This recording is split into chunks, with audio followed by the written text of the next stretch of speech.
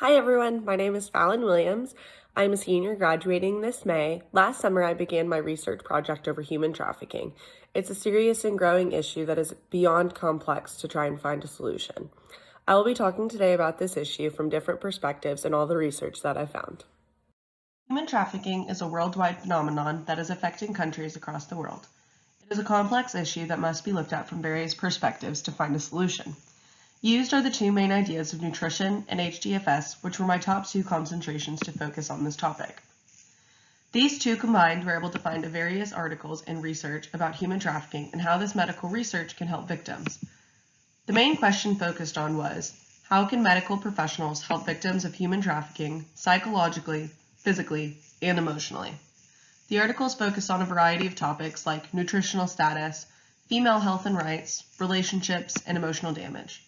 The goal of each study was directly oriented to each topic, but my goal was to use all of these research findings to see how they integrate to solving the problem of human trafficking. Human trafficking involves victims of all ages and has a serious effect on them, as well as their friends and families. This act is the illegal transportation of human beings for sexual exploitation and labor. HDFS and nutrition are some of the top disciplines to observe human trafficking from a more medical standpoint. Human trafficking has been around since the 1700s. The conditions and abuse the victims face are quite extreme. For those able to escape or be found, they have severe physical and psychological wounds. Along with the physical treatments victims require, they also require extensive psychological treatment to help them heal. There has been extensive research done on human trafficking because of its prevalence and connection to both labor and sex. Poverty-stricken communities are found with the highest percentage of labor trafficking because of their need for cheap labor and economic stability, which was from Feingold 2005. The Trafficking Victims Protection Act first was established in 2000 as the first law to acknowledge and tackle the issue of trafficking, but each nation differs on how strictly the policy is handled. There have been many organizations and nonprofits to help victims once being rescued and removed. At the national level, the U.S. Department of State has been funding anti-trafficking organizations in 50 different countries to give a variety of education, outreach, and assistance to families and victims, which was from Wilson 2007. There has been an immense amount of research done on victims and how this damage affects them greatly and throughout their entire life, even after getting treatment. They can't be sent back home after being put down into dangerous situations, legal situations, illness, and high vulnerability. Human trafficking has been going on since the 1700s and will continue until a full solution is found, but until then, baby steps must be made. Human trafficking is a complex issue that requires so much investigating and solving, which must be looked at from various standpoints. By examining the topic in this way, it can provide a new perspective that can be used to find innovative solutions to help victims. Looking at a topic from just one discipline can cause the researcher to become too focused on that one discipline, which can result in the researcher ignoring relevant information from other disciplines. If you combine ideas from various disciplines, it allows you to view the problem and potential solutions from a larger perspective, which can result in innovative finding or solution regarding the problem. This interdisciplinary approach can solve much more than complex problems by making connections.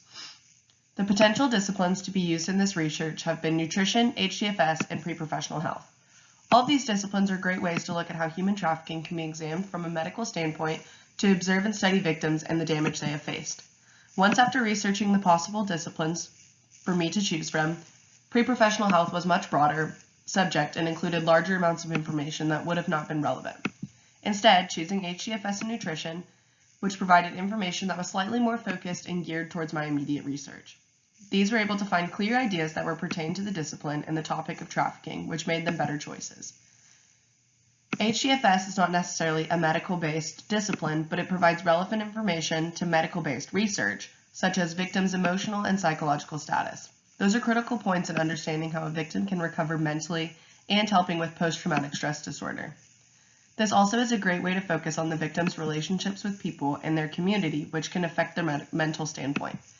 Nutrition will be able to look at how the victim's body's condition is after being released, as many face harsh conditions or many contract varieties of diseases. The environment and conditions have a great effect on their bodies and need to be dealt with in order to nurse the victims back to health. These ideas focus on what their bodies are going through and treatment to revive them to health. Insights from both concentrations can provide critically important information when trying to find ways to provide victims of human trafficking with medical attention.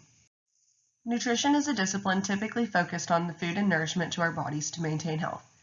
Using this concentration standpoint for human trafficking is vital in understanding how when victims are released, their bodies are not in healthy conditions to survive. Various studies look at the state of their bodies, whether it be from food, pregnancy, diseases, or environmental conditions. The first study done by a Tennessee news channel was observing the food patterns that these victims have once entering freedom, as many of them do not know the difference from eating healthy to non-healthy.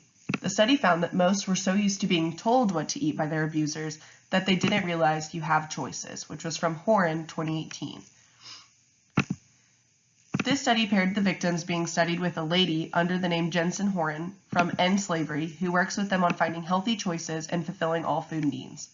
Another study done by the HEAL program focuses on the unhealthy and unsanitary living conditions that trafficked people live in. They observed a place where victims came from and found they faced long hours, proximity to dangerous chemicals, physical punishment, HIV and AIDS, which was completely damaging to their bodies, and many didn't have care to help. Their response to help was by training medical service providers to be more aware of a victim's medical attention and to have a better education as a community to see warning signs in hopes of minimizing trafficking. Lastly is a study done on women through a more public health lens and interviewed women who were trafficked to get a deeper understanding of their bodies and knowledge.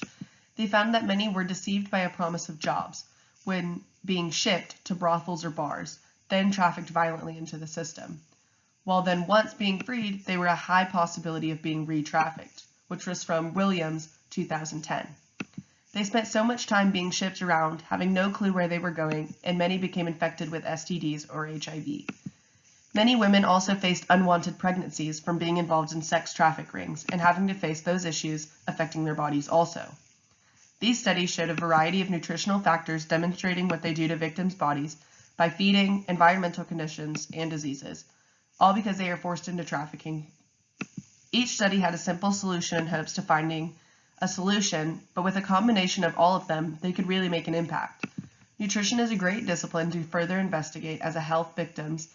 Being trafficked is very important to get them back to full strength and wellness. Human development and family studies is a discipline focused on family interactions, human life, and societal relationships. Victims of human trafficking struggle often with building relationships as they do not trust easily and are psychologically damaged. A first research done focuses all about women being trafficked in all aspects in a question and answer manner. Found was that many times women are forced into marrying in the trafficking ring without knowledge of the man, which was from Basil 2018. His family and himself are in full control of the woman, giving them no rights, which afterwards causes women to be fearful, anxious, depressed, nervous, or paranoid. A journal study focuses on the psychological effects of victims by interviewing, seeing what each struggle with most, and many responded with constant fear and torture scenarios. They feel as if they cannot protect themselves from fear, which was from Zimmerman 2015.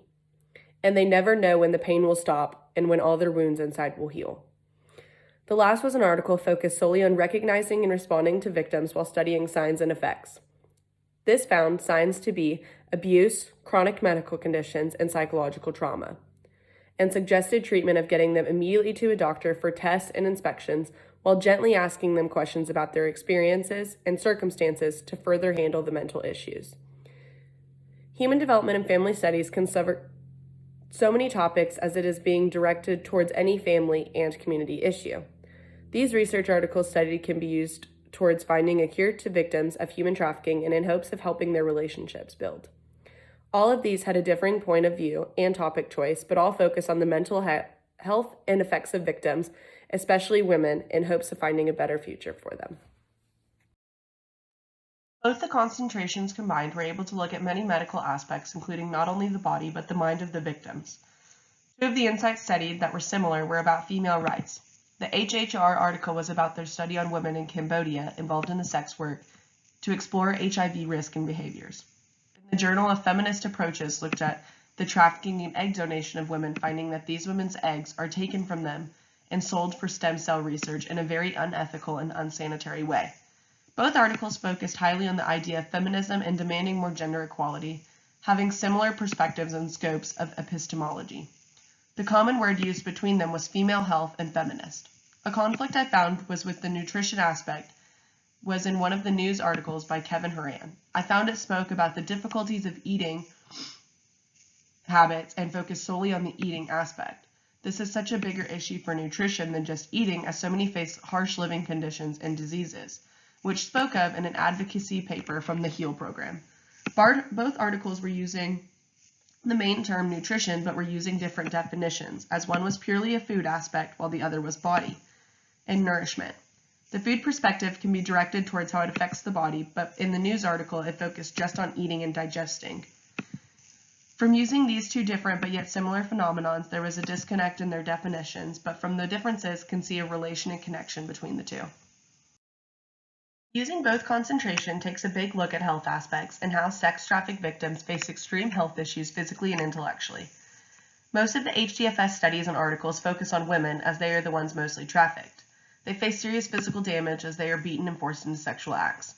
The nutritional aspect focuses on how their bodies have gone through various environments that are dangerous, and also how to positively get them back into health afterwards. Focusing on their survivors, they have found that all the bodily damage they face and how to restore them back to full health physically and mentally. More research needs to be done on how to stop trafficking, but starting with this is a good start for tackling this wicked problem in the world. Once being able to see more into where these women are taken, they see the damaging environments, and that when the women escape, if they ever even do, they are emotionally and psychologically messed up. They need the support from their own community and inner circles to bring them back to health and have a more positive future. Using an interdisciplinary approach allows so much more investigating and connecting rather than just one discipline. It allows the mind to expand the horizon rather than just being in one lane. At first, I felt very conflicted having to use my disciplines to look at this issue when I knew others had such a bigger and easier topics for human trafficking. I did not really look at how much medical attention needed to be brought to the issue. My bias assumed sociology, law, or something bigger would involve in this topic. Looking at it from a more medical standpoint really helps shed light on how big of an issue the victims are facing while not having support or funds to help themselves. They suffer so greatly, and if they get back into normal society, they still suffer. So many people don't understand, and that they not only have physical but mental issues, and most can't function in the real world after being trapped for so long and don't have the knowledge to heal. After observing it from the medical standpoint, it helped me understand how large the issue is. There is so much more than just the criminal aspect or the statistics, but even deeper, like their relationships and trauma. So many researchers are studying to find ways to resolve this issue, and by using an interdisciplinary approach with other disciplines, it can help their investigating. By the collaboration of many disciplines, they can create a worldwide resolution in all aspects rather than just one. After gaining more knowledge about the complex issue, I have also come to understand this is a wicked one. All aspects have to be looked at in order to tackle the problem, but it's hard to find a resolution. It's an ongoing problem that people realize it needs to be stopped, but don't know how. After all of this research and studying, it has become clear just how big the issue of human trafficking is with both labor and sex. People are forced into a field with harsh conditions, fed non-nutritional meals, if even fed any, and abused greatly. If they are lucky enough to get released, many cannot function on their own in the real world because of all of the damage they have suffered.